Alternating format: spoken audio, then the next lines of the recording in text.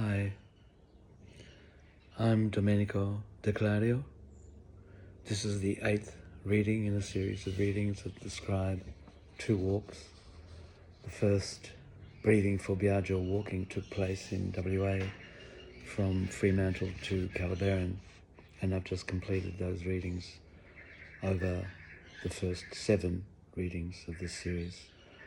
This, the 8th, begins the account of walking slowly downhill, which is a walk that I undertook in 2015 from just below Mount Kosciuszko, where the Murray is born, to its mouth in the Southern Ocean at Goolwa in South Australia.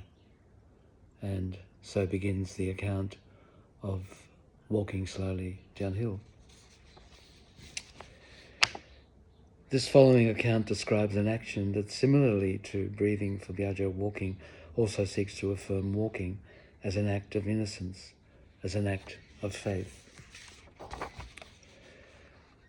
They both describe journeys over or along large bodies of water, in turn subjected to the tidal pull of the moon's presence, or simply through gravity flowing downhill. Both end at a river mouth, either the Swan or the Murray, and both affirm the indissolubility of the whole as it eventually gathers up all of its fragmented parts in order to simply disperse them, then regather and disperse them once more, which is how our universe functions. Walking slowly downhill privileges ignorance above knowledge through the undertaking of a long walk as a mindful beginner might, welcoming the world as it is, rather than seeking to shape one's experience in order to affirm the little one already knows, all of it illusory. So on the new moon morning of Sunday, September 13, 2015, I began to walk slowly downhill from Mount Kosciuszko, acknowledged as the principal watershed of the Murray River. Over the next 12 weeks, I continued walking along various roads and tracks bordering the Victorian side of the Murray until I reached the river's mouth at Goolwa in South Australia on the new moon of 16 December. This slow walk was undertaken with the permission of the elders of each of the indigenous nations that have inhabited Murray River country from source to mouth since Dreamtime. Why did I want to undertake this journey? Because I wanted for the first time to approach this walk as the stranger and beginner I've always been, enabling me to face then each new day as if I still inhabited the core of my original self, the one that arrived in Australia on the 6th of August, 1956.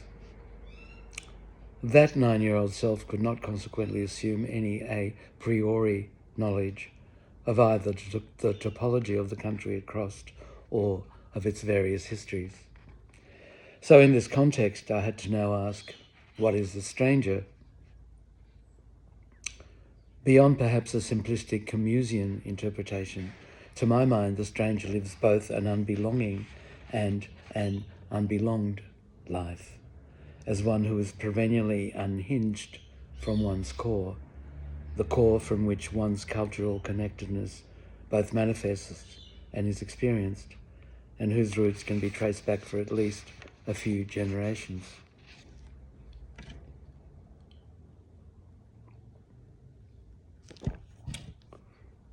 The unhinging of a stranger from his or her original earth can neither be undone nor effectively rehinged, and only rarely might a successful transplantation into new soil be achieved. Consequently, it's most likely that the stranger, for the overwhelming majority of his or her lifetime, lives virtually inside a space that can only sustain one single being. And what is a beginner? To my mind, a beginner doesn't regard knowledge accrued through previous experiences as being useful at all when facing whatever unfolds in the now. The mindful beginner regards such knowledge as a distinct disadvantage because knowing seeks only to confirm recognition of itself in whatever flows from the now. On the other hand, a simple acceptance of one's ignorance can facilitate an experience of this flow as it is, not for how it might confirm what one imagines one already knows. The mindful beginner attempts to give complete attention to whatever flows from the now. This simple acceptance can encourage the beginner to embrace the unfolding as mindfully and consequently as authentically as possible.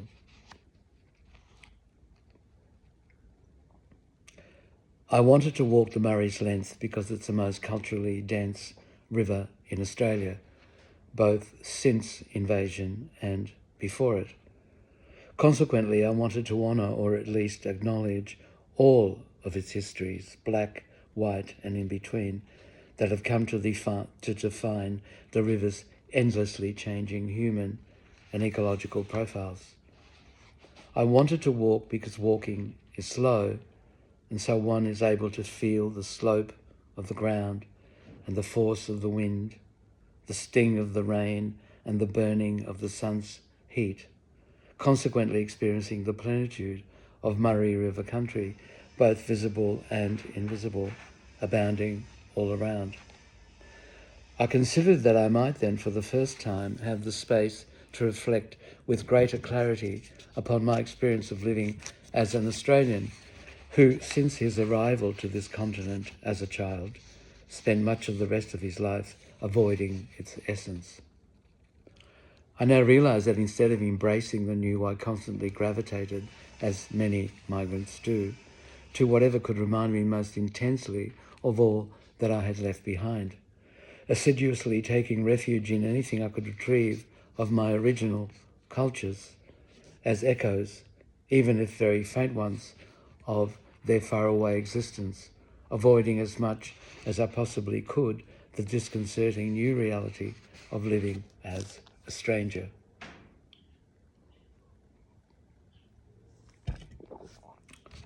I have only recently understood that through this refuge seeking, I was simply all the while deepening my dependence on my cultural origins, all in exchange for a vacuous life, experienced in the main as a numbing absence of discomfort, as opposed to the energizing joy of living a purposefully engaged life.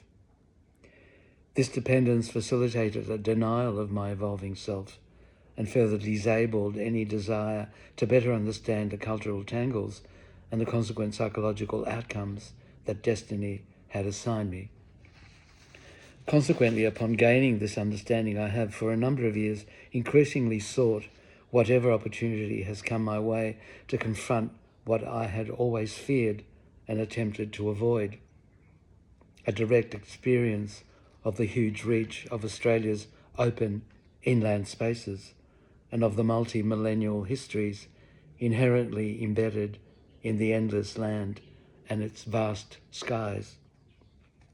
Through walking slowly downhill, I attempted to again address the contradiction in my life, perhaps allowing me to finally relinquish the shell of my adopted self while simultaneously embracing the essence of the land I was welcomed to as a stranger long ago, and upon which I have lived as a beginner since that day. The complex issue of how I might produce a communicable outcome through the experience of walking a great distance alongside a flowing body of water perplexed me from the beginning of this project. This was the process I eventually identified. After embracing the necessary mindfulness to simply be as authentically as possible, I attempted to remain open to a becoming through the journey's unfolding, accepting the finality of wherever that might have taken me. Because the journey might, for a variety of causes beyond my control, not be completed, there was a possibility that the project might end in failure. But rather than perceiving a possible failure as a closure, would I be capable of perceiving it as a potential opening, a fissure through which the light of acceptance might be shed on whatever the journey itself might propose as its final outcome. I was determined, therefore, to watch for the appearance of such paradoxes or gorgeous nothings throughout my slow walk downhill, wherever and however they manifested. The term gorgeous nothings was first coined by the 19th century American poet Emily Dickinson. This is how she described the endless small discoveries she made each day of her life as they illuminated all of her being and ultimately all of her writing.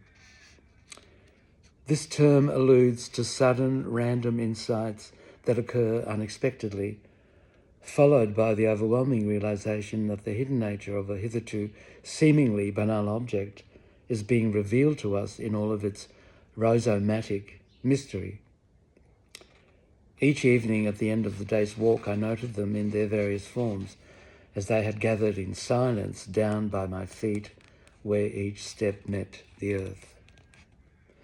And as the walk unfolded, I observed the river's transmutation from an initially inarticulate snow and ice body into the riverness of an expressive, free-flowing body of water.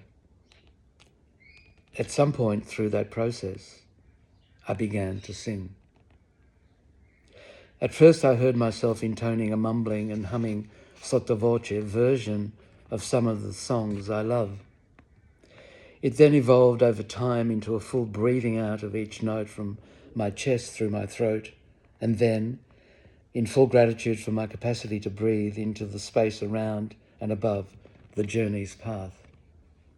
Each evening I wrote an account of the day's passing in an attempt to describe my beginner's questions and articulate what I suddenly realized were an initiate's responses.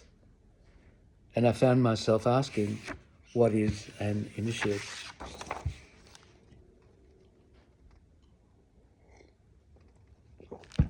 And then responding in this way, the initiate is the one who attempts to acknowledge the environment he or she journeys through as it is, rather than experiencing it as a construct created through one's own projections. But what form might such an acknowledgement take? How might it manifest? Perhaps, I speculated as I was writing this, the best form it might manifest through is love. When one might be able to finally perceive the world as it is, there may be no other way to respond, no other way to be, and there may be no other expression that might embody the totality of such a state. And if there was to be a demonstrable outcome to such a journey, it might simply be the recording of various experiences of both visible and invisible gorgeous nothings, as they made themselves known to me from the packed snow of Kosciuszko to its melted water flowing through the Murray's mouth into the Southern Ocean at Goolwa. So these are what I'm about to share with you over the next 12 hours or so. Probably not the next 12 hours, but the next few weeks. And then I say something else about a performance that I was about to offer at the keyboard. But this is the preamble that constitutes this 8th reading, and from next time on, I will read to you the daily accounts as I wrote them down after the completion of each day's walk. I hope that this long reading has been of interest to you. I apologize for the stumbles. I'm not used to reading so much aloud, and I hope that you join me in the next few days and weeks for the sharing of the stories. Thank you. See you soon.